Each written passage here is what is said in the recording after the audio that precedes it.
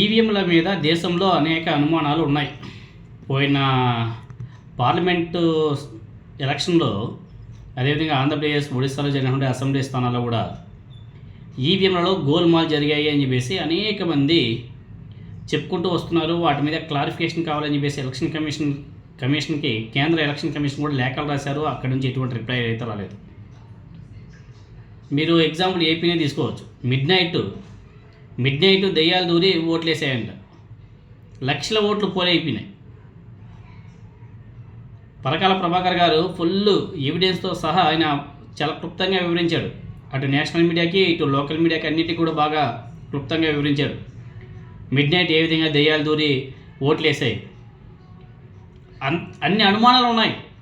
ఆ అనుమానాలు ఇంకా ఎక్కువ అవుతున్నాయి రోజు రోజుకి.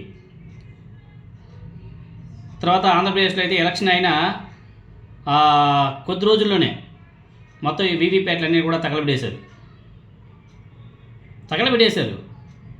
అప్పటికప్పుడు జీవో తీసుకొచ్చారు, తగలబెట్టేశారు. ఎందుకంటే మళ్ళీ ఎవిడెన్స్ దొరకకూడదు కదా, ఉండకూడదు కదా. అందుకని చెప్పేసి అప్పటికప్పటికి ఒక జీవో తీసుకొచ్చారు. జీవో తీసుకొచ్చిన తర్వాత తొందరలోనే చాలా తక్కువ రోజుల్లోనే కాల్చేసినారు. ఇలా దేశవ్యాప్తంగా ఈవీఎంల మీద అనేక అనుమానాలు వ్యక్తమవుతున్నా కానీ ఎలక్షన్ కమిషన్ నుంచి అయితే ఎటువంటి రిప్లై అయితే రాలేదు. ఇంక ఎలక్షన్ కమిషన్ గురించి మనం ప్రత్యేకంగా చెప్పుకోవాల్సిన అవసరం లేదు. దాని మీద ఏ విధంగా ఆరోపణలు కూడా వెలువెత్తుతున్నాయి. ఈరోజు రీసెంట్గా వెస్ట్ బెంగాల్లో సేమ్ అలానే పరిస్థితి. వెస్ట్ బెంగాల్లో చాలా దారుణం. అక్కడైతే వెస్ట్ బెంగాల్ ఎలక్షన్ జరిగి 6 నెలలు కూడా పూర్తి కాలే.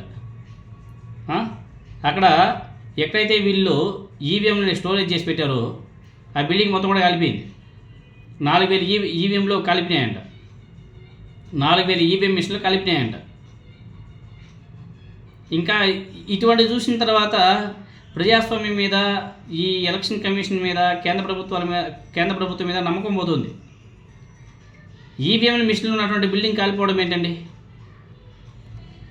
వెస్ట్ బెంగాల్లోని కోల్కతాలో జరిగినటువంటి అగ్ని ప్రమాదంలో 4000 ఈవీఎంలు కాలిపోయాయి. అక్కడే అలీపూర్ ప్రాంతంలో ఉన్నటువంటి 9వ అంతస్తుల ప్రభుత్వ భవనంలో మంటలు చెలరేగగా వాటిని అదుపులో తెచ్చేందుకు 24 గంటలకు పైగా సమయం పట్టింది.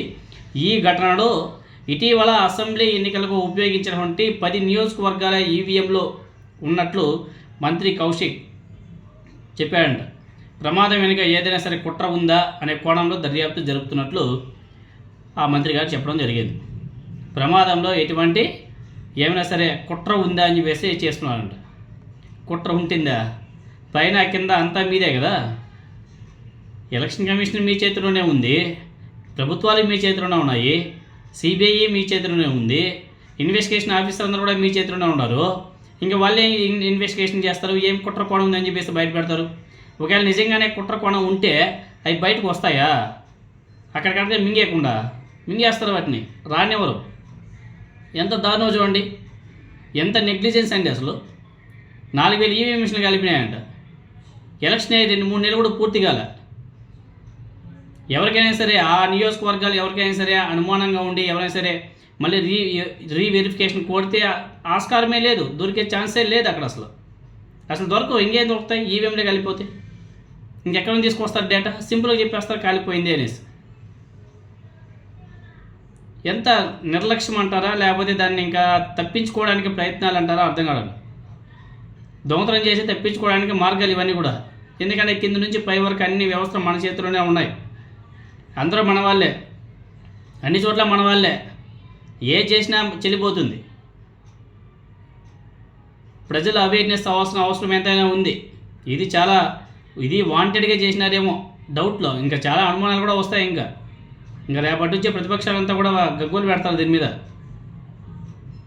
కాబట్టి ఇది మాత్రం ఇటువంటి వాటిని సీరియస్గా తీసుకోవాలా. ప్రభుత్వాలన్నా సరే, ప్రతిపక్ష పార్టీలు కూడా సీరియస్గా తీసుకొని దీని మీద ఒక పోరాటం చేయాల్సిన అవసరం కూడా ఉంది. ఇలానే వదిలేస్తే ఇంకా నెక్స్ట్ ఏ రాష్ట్రంలో ఎలక్షన్ జరిగినా అన్నీ వన్ సైడే. తర్వాత ఏమైనా డౌట్ వచ్చి ఏమైనా సరే క్లారిఫికేషన్ అడిగితే కూడా ఎవిడెన్స్ దొరకవు.